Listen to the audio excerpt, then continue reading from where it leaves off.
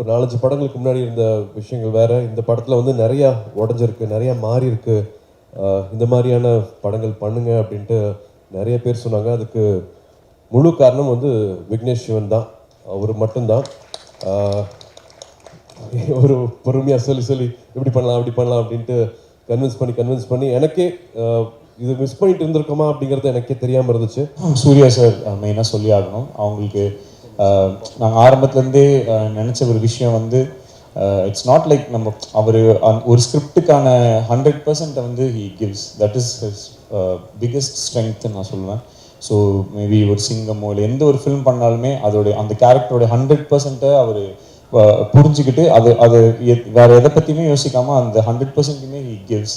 So கிடைச்ச விஷயங்கள் எல்லாமே நல்ல ஆக்ஷன் ஓரியன்ட், கொஞ்சம் அந்த ஆங்கர் இந்த மாதிரி விஷயங்கள் இருந்ததுனால அவர்கிட்ட இருக்கிற சில ஒரு அந்த லைட்டர் சைட், ஒரு காமிக்கல் நேச்சர், நார்மலாக இருக்கிற சில விஷயங்கள் அதை வச்சு ஒரு ஸ்கிரிப்டாக அமைஞ்சதுன்னா இன்னும் ரொம்ப நல்லா இருக்கும்ன்றது தான் இந்த படத்தோட பர்பஸாக இருந்தது.